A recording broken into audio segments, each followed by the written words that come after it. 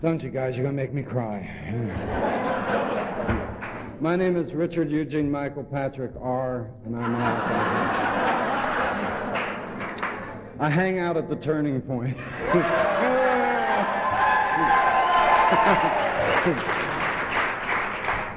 You know, I got the most ridiculous phone call yesterday morning.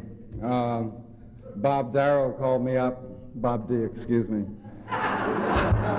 called me up at 8:30 and said, Richard, I'm just calling to remind you that you're speaking tomorrow night. Remind me, for Christ's sake, I haven't been able to think of anything else for 2 weeks.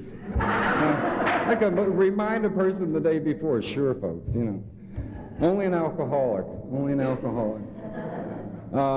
The obsession about this whole thing, and you keep telling yourself, don't think about it, don't think about it. So all you do is think about it. You know. But here I am, and the format for speakers is what it used to be like, what happened, and what it's like now. It's been that way ever since I first came into the program, so that's the way I'll go with it. I was born in the 30s, and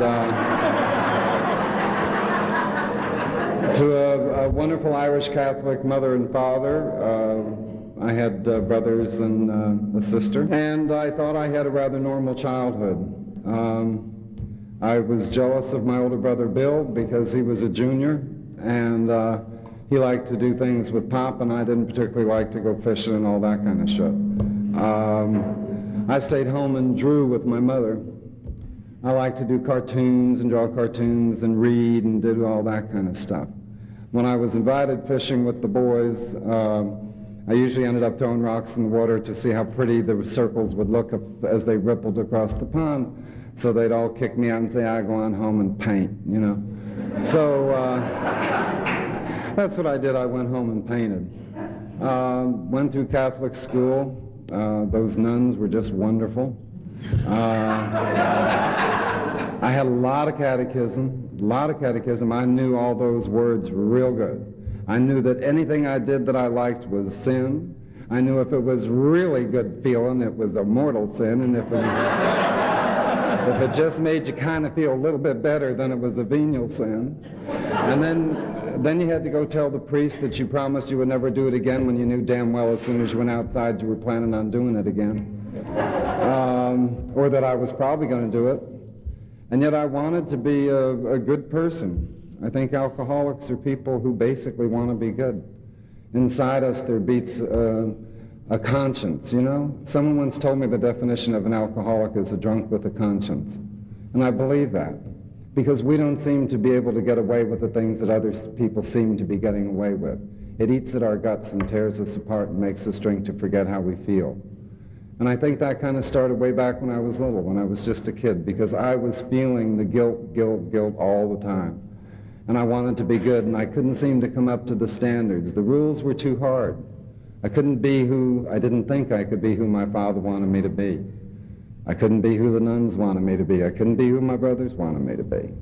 And so I wasn't who I wanted to be. And that was the most painful thing of all. So I would try and pretend I was other people. Try and pretend I was something that I wasn't. And that went on until when I was 12 years old. I came home from school one day and I said, Dad, guess what the nun said today? I really appreciated it. And he said, what? And I said, well, she said that we're supposed to love everybody. And I said, I think that's the best news I've ever heard, that this is a loving world and we're supposed to be able to love everybody. And he said, yes, son, that's right. And I said, good, because I have a crush on Eugene Petrie, and I have a crush on Jermaine Gouillard, and a boy and a girl in my, I guess, 7th, 8th grade class, something like that. Well, I mean, you want to push an Irish Catholic father's buttons, just tell him you're bi, you know. And this was back in the 50s when my father, the only bi he knew was a sickle. And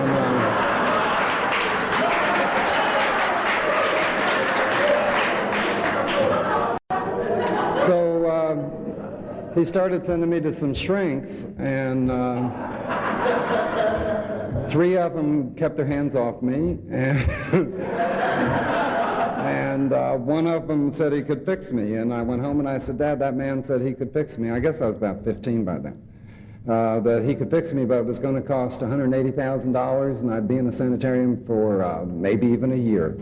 I said, I have a better idea. Give me $180,000, I'll split town, and you won't see my ass again. You know? Because I didn't want to get changed. I was who I was, and that was something that came out of my gut when I was 12.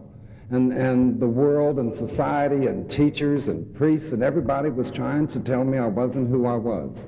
And that was one thing that I did know, that I could love anybody. And I didn't want to give that up. I thought it was a special gift from God. And to this day, I still feel that way, and I still feel that way inside me. That's the way I am. And I accept me today, and there ain't nothing wrong with it. I had a few troubles trying to tell other people that. Because it's funny, when you swing down the middle, it's amazing how the street parts in the middle, you know? If you're running around with the gay crowd, the straight people hate your ass. If you're running around with the straight people, the gay people consider you a traitor. It was terrible. It was a lonely street down that middle, you know. I thought, talk about a minority, Jesus Christ. You know. But, so I made it through high school, going back and forth. My God, it was confusing. Didn't know whether to be a basketball player or a cheerleader.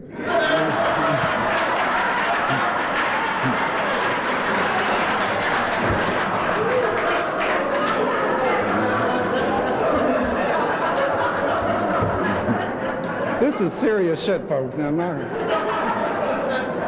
very traumatic. I ended up going to college to study business because I wanted to be an artist. I had the talent, but my father said, no son of mine is going to starve in a garret in Paris or something. If I'm going to send you to school, you're going to learn what I want you to learn. I said, okay, you son of a bitch, what school? And so I ended up getting a degree in business administration. I then said, up yours, and I'm going to go get a degree in art. And my father said, up yours, you just got drafted. My father was on my draft board. And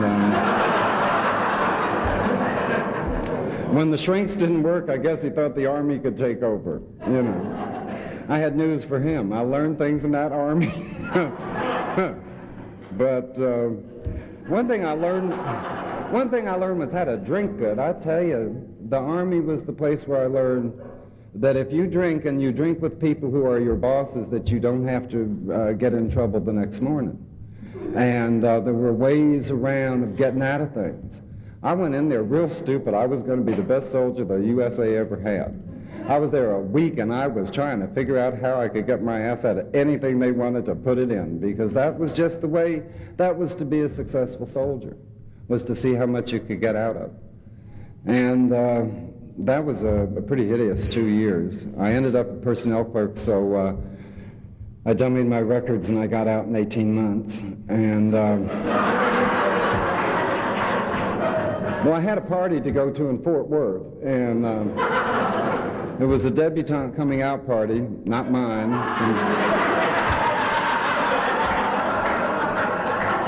And I was one of the eligible bachelors, believe it or not. And so I went there, and there was this very beautiful lady who was an Italian princess, and I fell madly in love, and she fell in love, and I went home, and I said, Daddy, I got news for you, I'm getting married. And he said, well, who are you marrying? And I said, I'm marrying Principessa Raffaella, won't say her last name here. He said, well, that's new. And I said, what do you mean? He says, well, that'll be the first time a princess married a queen.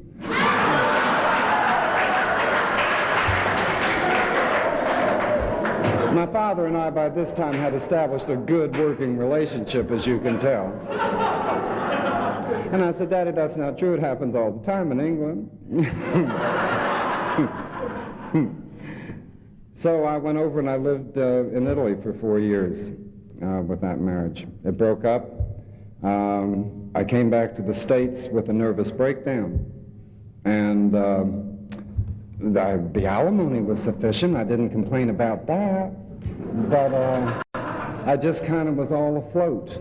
I only had 5 years alimony coming, too. But I'm a painter, and I was doing very well in my career. I'm a good painter. And painting and alcohol seemed to go together for me. I didn't have a boss. I didn't have anybody telling me I had to get up, anybody telling me when to go to bed. I just went in there and slapped some paint on some canvas, and some fool thought it was good looking and paid me a lot for it. And that's how I lived. However, after the breakdown, they put me in a sanitarium in Phoenix, which I loved. It was Club Med, you know. I can understand people who get institutionalized, because I was my first day. You know, I loved it. It was really kind of pretty, and the room wasn't too bad. I'd stayed in worse motels. They had little wire cages around the light bulbs, and I thought, well, they think I'm going to do myself in.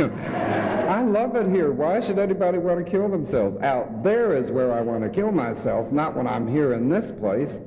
Because they had a nice swimming pool and nice people, interesting people, the most interesting people I ever met. You know, they say, like, sometimes you come into AA, you know you belong. Well, I belonged in that sanitarium, and I was home, you know. And there was an ex-president's wife was drying out there with me. I didn't know I was drying out. I thought I was coming out of an emotional trauma. But Mamie Eisenhower and I would sit around that swimming pool and drink our iced tea with Librium in it, thinking, this is good. You know, she had the most interesting stories. And then we'd look at that poor old bitch over there. What's wrong with her? I don't know, you know. The gossip that went around, it was wonderful. And then, and the dance every Friday night, and I could pick whoever I want, and no one gave a shit, you know. The menu was limited, and it's very hard to eat liver with your fingers because they wouldn't allow you no knife. But it had its drawbacks, but it was better than out there for me. I tell you that. I was safe, and I felt secure inside that place. And I was there for about a month, and they told me, Richard, you know, you have to leave now. A month and a half, maybe. I said, oh, no, please, I'm not well. I said, no, you don't know what you're releasing out there. I'm not ready to go. Just because you move me into minimum security doesn't mean diddly shit, you know.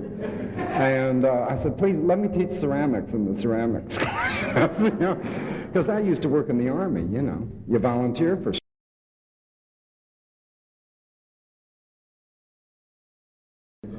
So I was released into the outside world again. It was my first AA meeting.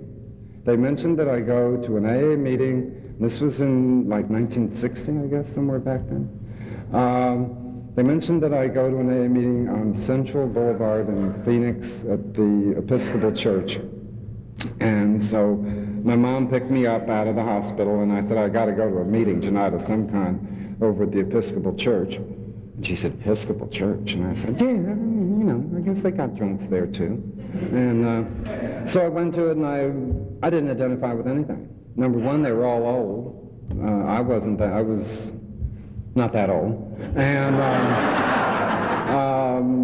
I went home, and Mom said, well, how was it? And I said, well, it's kind of interesting. The Episcopals drink about like the Catholics, but I just didn't think that that was the place for me. But I knew the States wasn't either, because I'm an escape person. I want to get out. And I couldn't live under the pressure of living at home under my parents with them watching me, you know, knowing that I was going to get drunk. I mean, the scenes around the house were getting pretty bad. One time, I came in around 4 o'clock in the morning, and my family was sitting around waiting for me to come home, and I ran in and screamed, I hate you, I hate you, I hate you, and I'm going to kill myself. And I ran out and got my little MGT out, and I was going to drown myself. And I crashed through the redwood fence and drove into the swimming pool. And unfortunately, the end of the swimming pool closest to the driveway was the shallow end. And the car just went in and started roll. And my father came out and said, let go of the wheel, because my ass was floating up in the air. An oil slick on a swimming pool is a frightful thing to see. So I figured I better get back to my beloved Italy, where everyone loved me and they drank wine like I did. Because I'm a wino. I mean, I love my wine. And You know, who cares what year? Good grief. I could care less, and I had arrived, and I had a wine cellar, and it had some good bottles, and I knew a bunch of people that owned vineyards and things, and they'd always bring over good bottles, and I don't know, there's something about me that wouldn't let me drink them. I'd just stash them, and I'd go out and buy the cheap shit down at the grocery store, you know, the big bottles, you know. That's what counted, you know. All you used wine for was to wash the food down anyway. Everybody knows you can't swallow unless you have a glass of wine to go push it on down. And I don't think I chewed for 8 years, you know. I didn't, and you know, a lot of alcoholics die of strangulation. It goes on the records of strangulation, but we really don't chew. We're real lazy at the dinner table when we're drunk.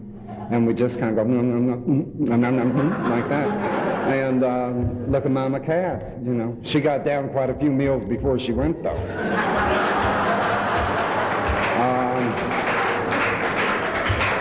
So I went back to my precious Italy to drink and to paint. My reputation was getting good. The paintings were selling like mad, and I would get disgruntled with Italy. I'd say, it must be the neighborhood. All those people speaking Italian all the time, you know. So I would move, and I would move to Denmark, or I'd move to Holland, or I'd move to Africa. Well, I had a one-man show in Africa, and so I stayed there a very short period of time. But I was all the time moving around, trying to find a place where I fit. But you know, like all us alcoholics, there was no place where I could go because I didn't fit in my head. Any place I went, I brought the trouble. And it was my gut, and it was my head. And sure, I could cosmetically fix the world. I could get away from people who knew me and become somebody else at a new place. But then who I was would catch up with me, and people would start finding out that I wasn't capable of being responsible, that I was a complete asshole just drifting through life. And I couldn't stand the thought that people that liked me would begin to know me, so I had to move. I had to keep going. But I kept on going back to my house in Florence because that was base. I had to have a home. I had to have a place that I would walk in, where my dog was. My poor dear dog. I love that thing. I don't know how many of you have a pet that in your drinking was something special to you. But that dog loved me unconditionally, and that's what I was looking for because I needed love so bad. And I was rather immoral by this time, considerably. I had 3 categories of people in my life. There were the people who I was hot for, but was too afraid to ask. There were the people who liked me and I liked them, but no big deal. And then there was the people who were real trolls that adored me, and who do you think I'd end up with? I'd end up with the troll, thinking about that one and aiming at the other one, you know. Real mess, but it was very confusing. All kinds of people in and out of my life, an awful lot. And the more that happened, the more I drank, because, you know, I'm a moral person. I don't want to hurt anybody. I don't want to be a tramp. I don't want to be a whore. And I don't want to be a rich whore. And that's what was beginning to happen. It was getting so that I could afford people. And instead of being the whore, I started buying them. And not on a daily basis and not on a trick kind of a basis, but I started accumulating people in my life through what God had given me, through my talent. And that made you feel even worse because you knew it. You knew there was no feeling. They were just there for what they could get. But somehow it didn't matter anymore because I so desperately needed somebody saying you're okay, because I was sinking. Inside me, I was sinking. The suicide attempts had been starting again. I was declared dead once in Italy. I sliced my wrists. I had sliced my wrists many times. But once I was declared dead, and because I had gotten in a bathtub so I wouldn't coagulate with hot water, and they shipped me on home. One time in Florence, I was terribly despondent and sitting at my wooden butcher block table, and I thought, and I had an ice pick. I'm going to do me in. I'm so tired of hurting. And I turned my hand over and I took the ice pick and jammed it through my hand, through my wrist. And I got stuck to the damn table. And I thought, oh no. I'm going to pass out and my friggin' arm is going to be up there. You know. And I was trying to imagine how the arm would go as I fell, and I thought, so I'm going, that's a hell of a way to go. Don't ever try it on a butcher block table. Also, do not use razor blades on kitchen countertops because the formica dulls the blade. All kinds of hints. You know, I can come in here and talk about those things with you people and hear the laughter because I love that. Because you go out there at a cocktail party and someone says, what's that on your wrist? You say, oh, that was my suicide attempt. Oh, what's that on that wrist? Oh, that's when the ice pick went through my hand. Watch the reaction. You say something like that in AA and they say, well, why did you go back and forth? You're supposed to go up and down.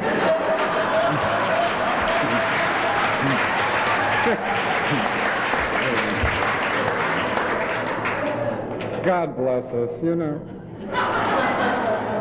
We're so inept at it, you know. We're so bad at it.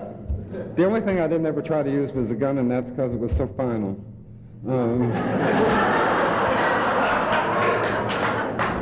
As you can tell, I was not happy in Italy, and the Italians were not happy with me in Italy.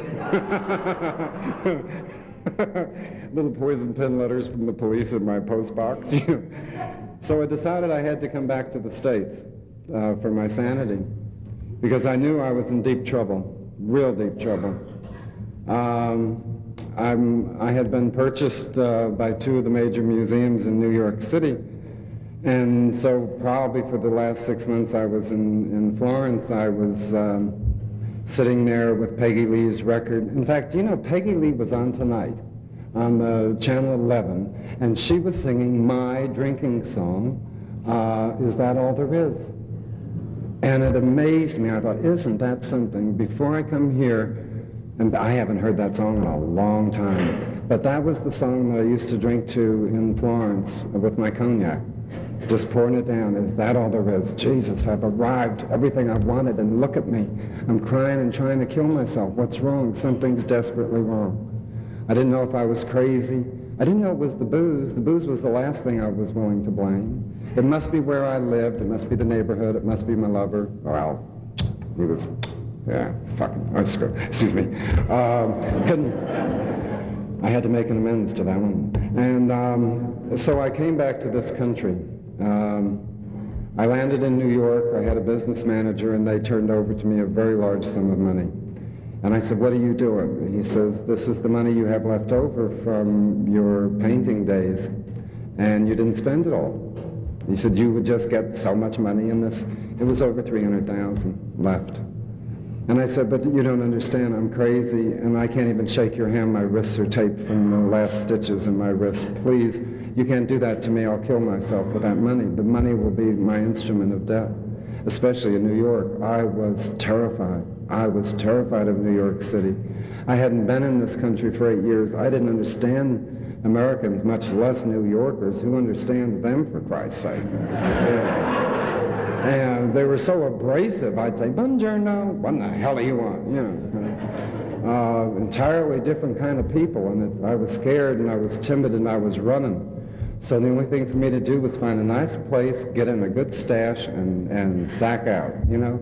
So I spent an awful lot of time. I lived in New York for 7 months and changed my apartment 6 times because it must be the neighborhood, you know?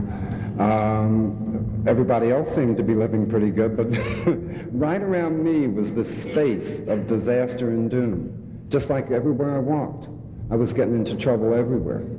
The people I was hanging out with, the parties I'd get invited to. I mean, New York has some of the sickest people on earth as far as being bent when it comes to what's a good time at a party. God almighty. I thought I'd seen some pretty hairy things in Tijuana till I hit New York.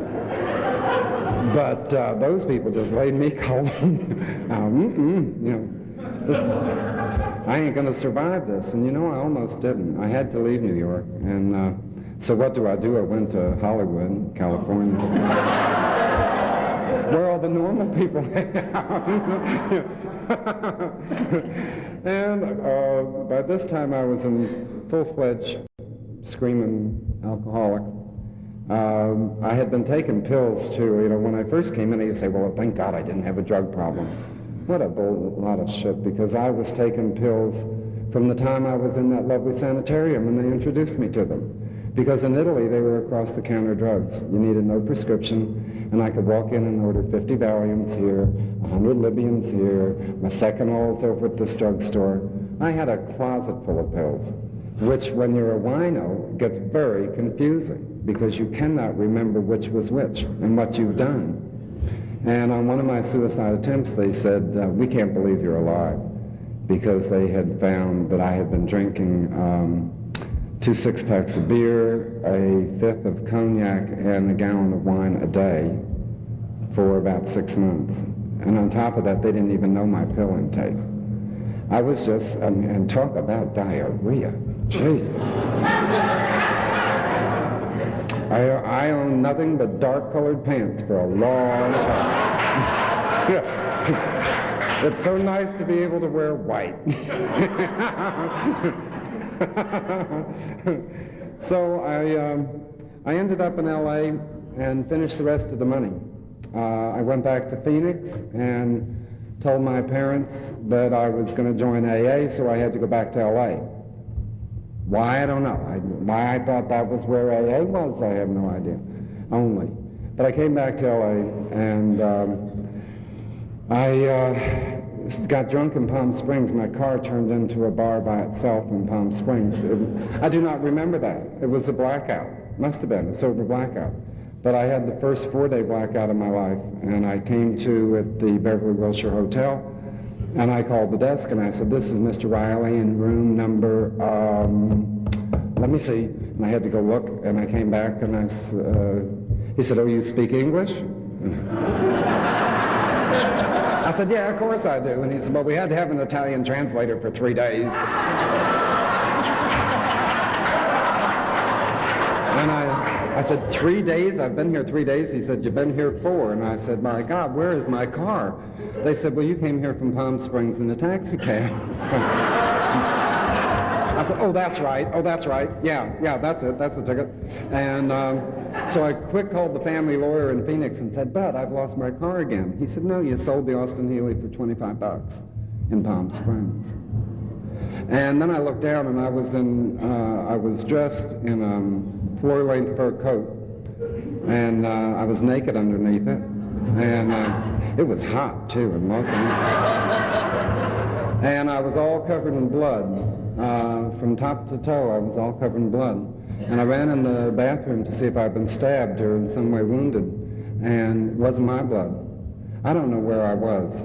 It may have been a snuff movie. I was gone for 4 days. I have no idea. But I knew then that I had to really do something, so I made my first phone call to Central Office in AA. And somebody answered the phone and they said, Central Office. And I said, my name is Richard. And she said, my name is Maureen and I'm an alcoholic.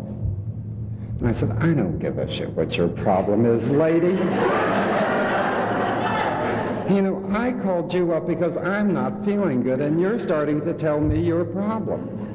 I said, I called you because there's an outside chance that just possibly, maybe, that there's in the realm of some possibility that just I might possibly kind of maybe have a little bit of inclination towards alcoholism.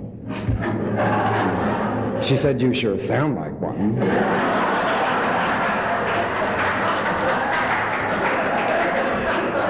And then she asked me the second dumbest question I ever heard. She said, well, are you sober? Well, how in the hell do I know? I just came out of a 4-day blackout. I could be loaded to the gills. I don't know. I said, I have no idea.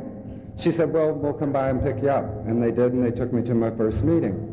Well, I thought my first meeting, no way am I going to AA, you know, drinking in raincoats and brown paper bags. Jeez, you can't go to that, Richard. So I got out my favorite suit. It was a Bill Blass brown velvet cocktail suit. That sucker was designed for drinking in New York. It was spiffy. I mean, it wasn't like a regular suit. It looked like a drinking suit. It was my favorite piece of clothing. So I got dressed up in my Bill Blass brown velvet cocktail suit, and they came by and picked me up, and I went to the first meeting. And the first thing I hated about AA was that they had fluorescent lights. I hate fluorescent. all those terrible lights and a mirror. Jesus, forget the mirrors. I hadn't seen how I looked in a long time. And all these people looked pretty good, and I looked like I couldn't believe my brown velvet cocktail suit. There was some dried barf on the collar. You know, that never showed up in a bar. And the crotch was so stiff I could have stood him in the corner. But I was looking good for my first meeting, you know. I was not one of you lower types, you know. And I'm sitting in the room and I'm looking around saying, I wonder who probably drank more I did. I wonder who was probably in the same kind of cocktail lounge I was. And I found this beautiful lady dressed in a black dress, and she had pearls on her. And she's pretty classy. So she was the one I thought I'd get close to. And she was the speaker that night. That's why she was so dressed up. And I thought, you know, she's really not, what a lady, what a beautiful person. Yeah, maybe she belonged to the same country club. I never belonged to a country club. But maybe she did. And so I'm sitting there thinking, boy, you sure can pick 'em, Richard. And that lady got up and she started talking about what it used to be like. And my hair stood on end, worse than this. It was... She started talking about losing her jailhouse strut because she'd done so much time as a whore walking the streets in East L.A. And I'm, God almighty, you know, I probably did drink in the same place as she did.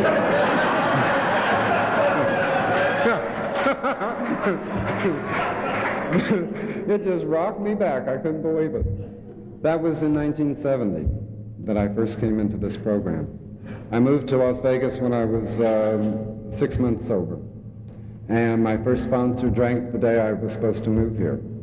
My first sponsor was really nice. I picked him because he was 7 years sober and very screwed up. And because I couldn't handle saints, you know, Mother Teresa's were not in my category. But I needed someone who was sober and living, screwing up, but enjoying life. And I found them. There's a lot of them in these rooms, you know. And so he said, Richard, you're going to have to make a lot of changes in your life, 180-degree changes. I said, no problem. I'm used to making 180-degree turns. He says, and you're going to spend a lot of time on your knees in the bedroom. I said, no problem.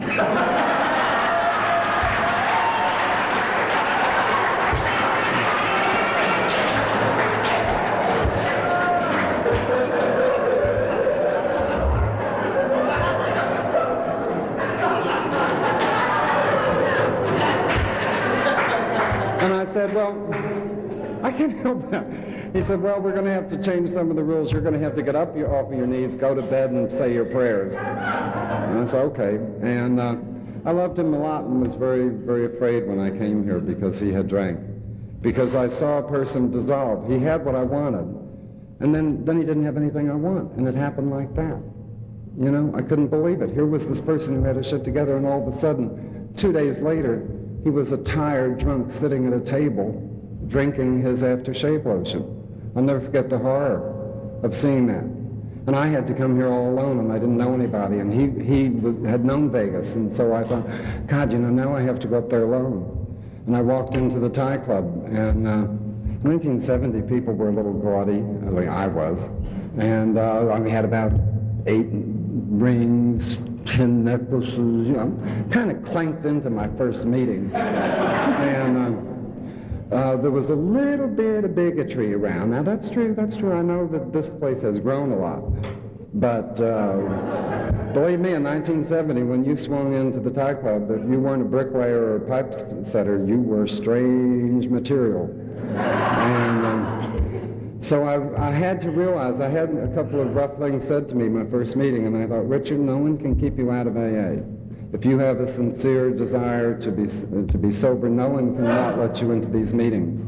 And if people are prejudiced or if people are bigoted, you're used to it your whole life in the outside world, why do you expect people in AA to be any different? You know what? People in AA, I find, are different. Some aren't. Some have yet things to learn.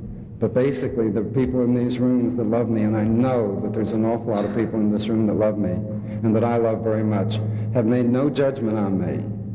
And I don't make any judgments on you. I love you for who you are because I feel the love coming at me because you love me for who I am. And that's what this program has given me, an ability to love me, which allows me to love you for whoever you are. And I will believe you until you tell me something else. I have to trust you. I have to begin somewhere in my life to trust, or else I'm back to that cynic who never believes anybody, who doubts everything. And that's the way back to drinking for me. I've loved my years in AA. I was 3 years sober and feeling just fine, just great. And I went into a Mexican food restaurant, and I ordered a taco, an enchilada, a margarita, and a bean burro, I think. And the waitress brought it to the table, and I thought, well, look at that. I guess my body is craving salt. So I ate the salt off the edge, and then I threw it down. And then, of course, you have to have beer because the food doesn't go down unless you have the beer to go with it. That one lasted 3 days. It wasn't continual drinking, but it was an amazing, immediate loss of the higher power. My spirituality went out the window with the first. There is no way in this body for any kind of spiritual life and any kind of mood-altering chemical, any mood-altering chemical whatsoever. I happen to be one of those kind who believe that if you're using anything that alters reality, that you're not sober, because I've experienced the other side of that. I was sober for 2 years after that. I'm so grateful to get back in the program. And I was at a party in Los Angeles, and they were passing a stick around, and I said, no thanks, I don't do that no more. No thanks, I don't do that no more. Maybe just a little teeny. So I just said, no big deal. I'm handling it. I'm not stoned. I'm not sleeping around. I'm dealing with this thing. I can smoke a little grass if I want. Look at that. Pass that thing back over here. Get that back over here. Mine. Roll up another one. I'm almost finished this one. I knew about 5 people in the program at the time who smoked grass and still claimed to have sobriety.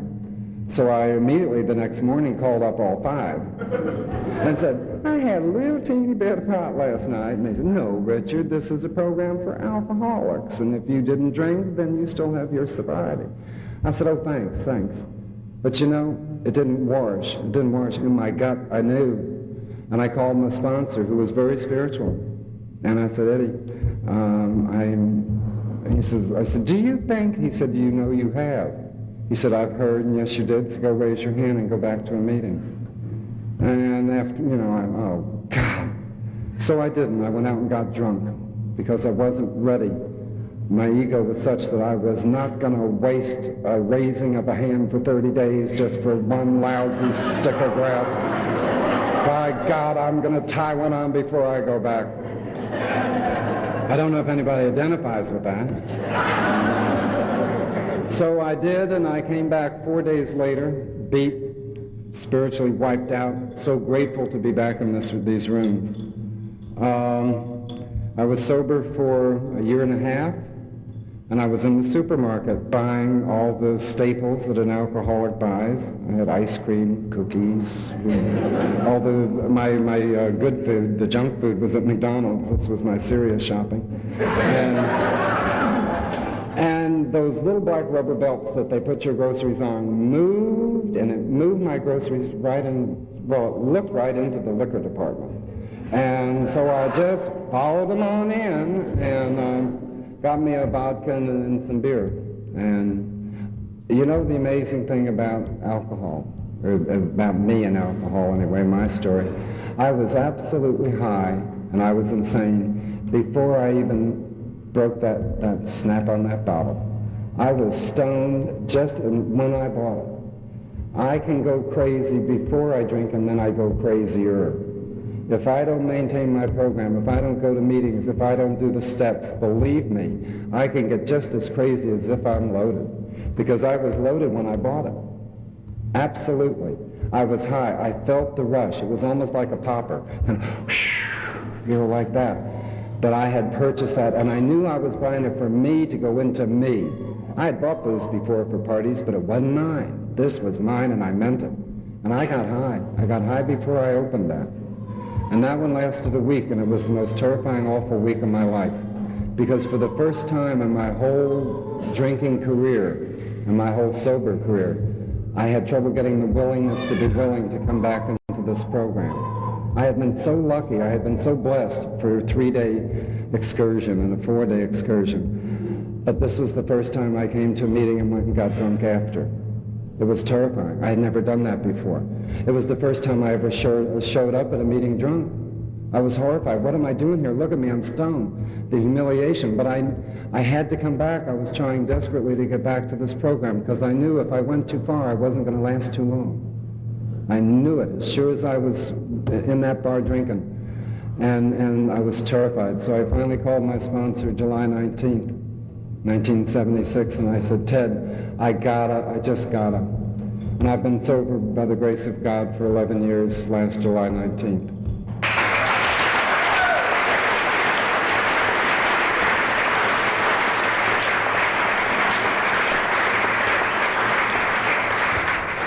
Was I supposed to stop at 9?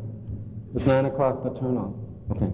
I'm sorry, I didn't mean to get so hung up in all the past. If you don't mind, let me talk a little longer about my gratitude for being in the program.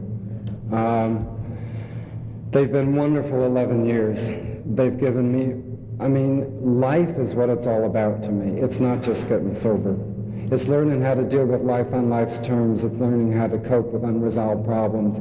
It's learning that I'm okay no matter what's going on out there. I come into AA to learn how to deal with the world out there. I don't come to AA to learn how to live and deal with alcoholics. No, that ain't enough for me. I'm tired of boxing myself and putting labels on my back and saying, you are comfortable in this society, you are comfortable in that society. Today I am comfortable in the world, folks. I go out there and I belong everywhere. I belong in gay bars, straight bars, I belong in churches, I belong in libraries, I belong anywhere where there's people, because I'm me, and I belong in the world. And I come into AA to learn how to do that. And I don't do it real well. None of us do it very well. But if we keep coming back here, we develop techniques and learning skills and disciplines and responsibilities that we've never known before. And you know, those very things that used to terrify me are the things that I thirst for today. I grab them and I love them and I want them because I want to grow up. I want to be who I'm supposed to be. And slowly and surely this is happening to me in sobriety. I grasp my sobriety and I cherish it so much because I ain't who I used to be no more. I know what I can be and I know what I am. That was the past. I don't know who I'm going to be, but if I keep going like I'm going, chances are I'm going to live quite content within this body for the rest of my life, as long as I keep coming to these meetings.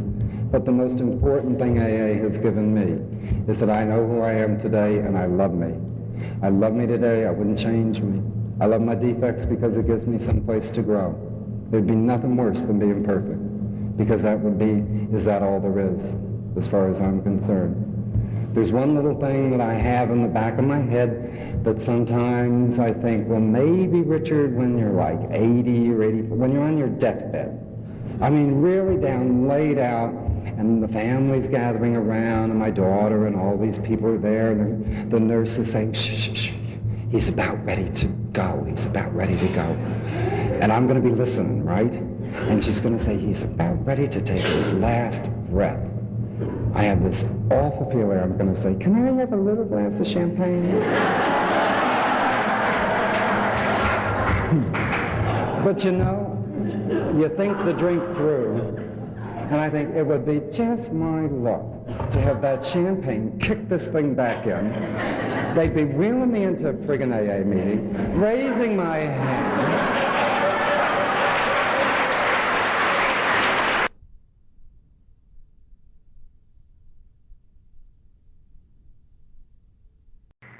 So I got this job and I loved it. Minimum wage, $2 something an hour.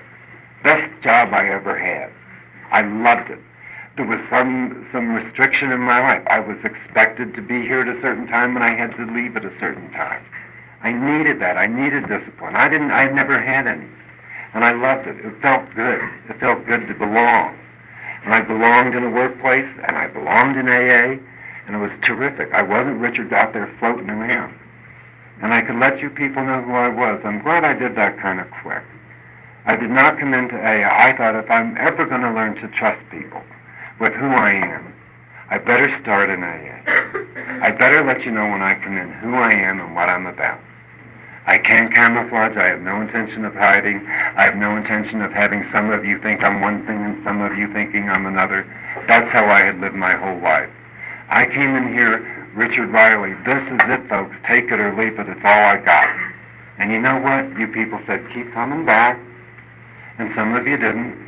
Some of you were bigoted and some of you were prejudiced. Some of you may be tonight. Hey, you know, keep coming back. We've all got our growing to do, and that's how I was received, and that's one reason why I loved AA so much, that it was a non-judgmental. We don't judge in these rooms, and I knew that, and I knew the love, and I knew the people could love me for who I was, and I can't tell you how I reveled in that. It was a wonderful basking of love and caring over me without anybody condemning me. And I needed that. I really needed that in order to get going with my life. And you people gave it to me. And you allowed me to be me, and you allowed me to be crazy, and you allowed me to all my idiosyncrasies, because that's how I was and that's who I was, and you were patient with me. And I came to this town, and I'm an interior designer. God gave me a business right away. 6 months after I sobered up, I was an interior designer in this town. I had a beautiful woman for a partner. 7 years that lasted. And I went to another job. God placed a beautiful woman in my life, Michelle. I fell in love with her, married. We were married for 8 years. I have a beautiful 12-year-old little girl from that marriage. Love her to death, the apple of my eye, my dear little Leslie.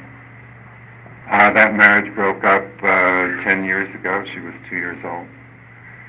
Because I didn't want any more kids, and she did. I was 47, 48 when Leslie was born. And so I had a vasectomy, and I came home from work 5 days later, and my house was empty. The baby was gone, the furniture was gone. She left me a cup and a saucer and a spoon and said, "You alcoholic, love coffee." And I passed out. I thought I was having a heart attack. I just passed out cold. This empty house, this void, this emptiness. I had never experienced anything like it in my life. And I had to do it sober. I didn't have an anesthesia. I couldn't grab a pill. I couldn't run and grab a bottle. I had to feel the stuff, and I did not want to feel it. I didn't know. I was heading into territory that was unknown to me. I had never allowed pain in my life. I knew what to do if I started hurting, or even if I thought I was going to start hurting. I could take a drink so I could say, I don't give a shit. But I gave a shit, and I had to feel it. And it took me a long time. It took me about 1.5 years of you people loving me and allowing me to cry in the meetings and allowing me to say, I can't handle it. I think I'm going to go crazy sober. You know, just because I'm sober doesn't mean I can't go crazy. I can hurt so much, I can flip out. People commit suicide sober. That's the truth. You know, I had to reach in, and I needed you people more than I've ever needed anybody in my life. I needed a higher power more than I ever needed a higher power. It was the only thing that was going to see me through, because I didn't have my anesthesia anymore, and I could not touch that. And I was sober long enough to know that I could not go back and take away the pain the way I used to. Because if you do that, you just have to feel it on down the road, and you've made it worse. I had to deal with it and go through it, and you people allowed me the time it took. And I came through it. I have a good relationship with that wife today, the ex-wife, because of this program. I did not hate her. I hurt, and it was unfortunate. But how could I hate her? Because I had done what I thought I had the right to do to protect Richard. She had the right to react to what I had done. And if I was going to give myself the right to have the vasectomy, I had to give her the right to react the way she did. I didn't want her to. I didn't like it. I think in the back of my mind, I didn't think she would. But her focus on motherhood, her desire to have more children, was that strong, and my desire not to have children was that strong. It just came down to that. You can't compromise and have half a baby. She's had two children since. And she called me up once and she said, Richard, do you ever regret having the vasectomy? And I said, no, honey. I have regretted maybe what that caused, but I have never regretted taking care of Richard, because you're looking at a people pleaser who would do anything for anybody in order not to upset them or not to make waves. I took care of me, and I had to learn to take the result of that and put it into my life. And I said, no, I don't regret it. I'm very grateful that I have my daughter. For whatever time I have quality time with her, sure, she's not living with me. Some other man she's calling daddy. That was hard. First time I heard him call her daddy. Ugh. Take that knife out. Ugh. Rip again. Open up the wound. It was hard when they moved to Reno 5 months after the divorce, which was another wrenching away. I thought, my God, now I don't even have her daily where I can see her. And that man is raising her up there. But it was very hard.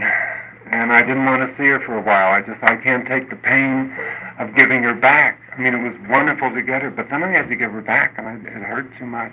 She'd cry, I'd cry. We'd both be all screwed up for days. And I finally went, Richard, you can't do that. You can't turn your love for this girl into something very painful. You have to be grateful for what God gives you, and be grateful for that. And she is not pain. She is not sorrow. She is God's light. She is the beautiful light. She's the sky, and she's the grass, and she's flowers, and she's everything beautiful on God's earth. How dare you turn her into something dark and dismal where you want to hide under a bed and cry? My sponsor told me that. And I believed her, and she said, get up out of that bed and go wash those windows. And when you wash those windows and you have that Kleenex, you look out and say, that's Leslie's love, that sky up there. And that light out there, that's Leslie's love. And it turned me around. And I learned to appreciate my love for my daughter and her love for me.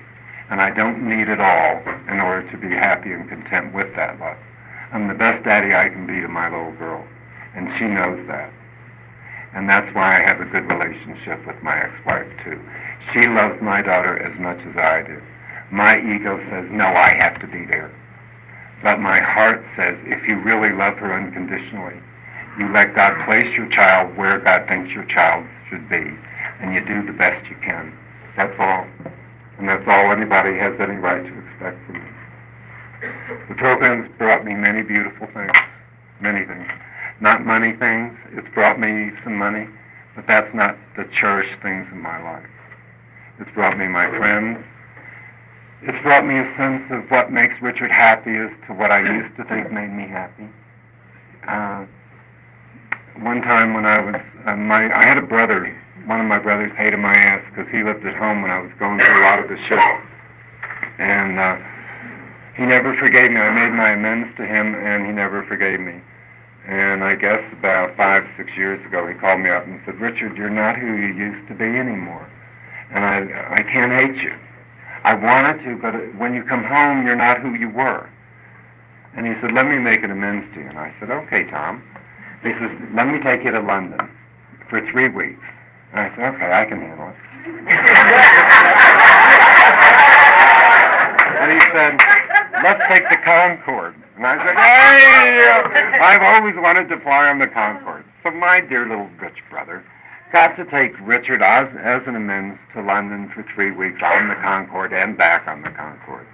I never in my life would have ever dreamed my little brother would have done that for me. My little brother never would have done that for me had I not found this program. It was the most beautiful vacation, not because of the Concorde or the limo or the hotels or the restaurants or all the lavishness. It was a beautiful vacation because I sat in the hotel room with a brother that I didn't know. And he sat in the hotel room with a brother who he wanted to know. And we got to know each other. And we're both different people than either of us thought we were. And it was terrific.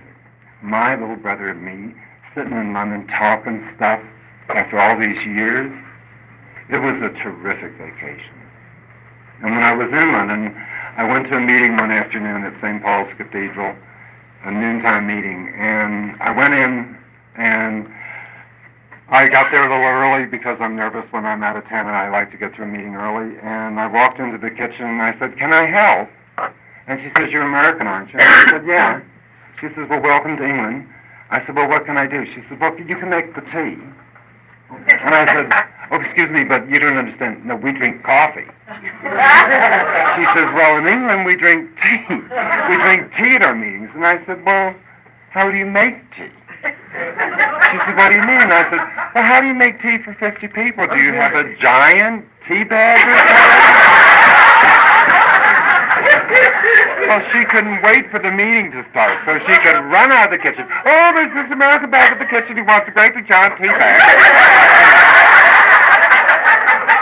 So I go out of the meeting, and they're all having a great laugh. And there was this guy from Scotland who spoke with such a brogue I couldn't understand him, and he was crying at the same time. And I shared a little at the meeting, and he came up after the meeting. He said, can I talk to you? And I said, sure, let's go have a cup of tea. I told you I'm a switch hitter. So we went across the street to have a cup of tea, and he told me this awful story about how he had, 3 years before, he had thrown, on his last drunk, he had thrown a guy off a bridge in Scotland, and he had run away down to England where there was no extradition. And he had sobered up in England. He had 3 years of sobriety, but he would sneak back up to Scotland to see his wife, who was still up there. And she had gotten pregnant, and the cops were watching his house up there because they were waiting for him to come up to see the wife because she was pregnant. And there was a 750 pound, which is about $1,000 it was at the time, or he'd have to spend 2 years in jail. And he didn't know what to do about it. And I said, well, I don't know what to do about it. I said, you know, I've known you for a half hour? Are you asking me for $1,000? He says, oh, no, but he said, you talk so spiritual to me. And I said, well, I'm going to start talking spiritual now, too. I said, why don't we walk all over London? Just show me London from the Scottish truck driver's eyes. And we'll go to places tourists don't go and just kind of, we won't think about the problem. We'll turn it over to a higher power, and that's how we'll deal with this thing. So we walked all over London, and we got back to the hotel, ended up by the hotel. And I said, you stay down here. So I went up the room, and my brother Tom was up there, and I said, Tom, I need $1,000, and you don't get to ask me what it's for, anything about it. Just yes or no, will you give me $1,000 or not? And he said, I don't get to ask what for, and I said, no. He said, okay, here's $1,000. So I went downstairs, and I gave John $1,000, and I said, John, this is my name and address in Las Vegas. I don't want to know your last name, and I don't want your phone number or address, but take it, and God bless you. And on the Concorde, on the way home, my brother were on the plane, and he says, can you tell me now what that was all about? And I said, yeah, I gave it away. And I told him the story of the Scotsman and the bridge and the body and the whole thing. He says, oh, my God. He says, do the con men hang around outside your meetings waiting for the meeting to end? I said, Tom, no, you don't understand. My higher power told me to do that. He said, are you sure it wasn't his higher power? I never saw that, and I thought, just shut up. I think, you know, I had to do, the way I felt about it, I couldn't afford not to do it. It's the only way I could explain that. Well, then we came back to the States. I sent him that $1,000 real quick because I did not want him on my case about that. And every time I'd call home to talk to Mom or my brother, he'd say, have you heard from your higher power yet? And it just killed me to say no. And then one day I was at work, and my secretary came up and said, Richard, you have a phone call from Scotland. And my heart started beating out. God, I bet it's John. I wonder what's up. So I got to the phone, and it was John. And he said, Richard, how are you? And I said, fine. He said, I want you to know that I'm so happy that today we had a wee little boy, born to us here in Scotland. And I want you to know also, if you don't mind, Richard, that you have a godson here, and we named him Richard after you. Oh, you know, what's $1,000? Yeah. You know, as I said earlier, I don't know what makes Richard happy. God knows infinitely more. I would have settled for $1,000. And what does God do?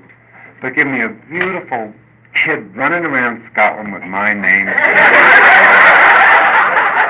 That someday his father's going to tell him where his name came from. I mean, and my brother called about 3 weeks later and said, "Have you heard from the higher power yet?" And I said, He said, "No shit." And I told him about John's phone call. And he started crying. And he said, "That's really beautiful, Richard." He said, "That's beautiful." He said, "I guess I believe in your higher power because you believe in your higher power." And you know, that's really kind of the simple basics of the whole thing. If you believe, you got one. My higher power and I have a wonderful relationship. He loves me just the way I am. He wouldn't change a thing. He lets me let him know that I want to. And then he will do it. In his time, not mine. I love the 6th and 7th step because they say we let him do it. We don't do it. We're willing, and we ask him to, we pray about it, and God takes care of those things. I think it's terrific. I never could change me. I'm not good at changing, Richard. I resist. But God changes in the most amazing ways, in the easiest, kind, gentle, loving way that God can change us. All we have to do is ask him. I have one more thing, and then I'll shut up. I know I'm probably going over. In dealing with my father and that whole situation, it has a good ending. With that relationship that I have with him, the last 10 years of my father's life were the best 10 years of the relationship I've ever had. He was absolutely. We had our fights, we had our problems, but he was willing to change because he saw me changing.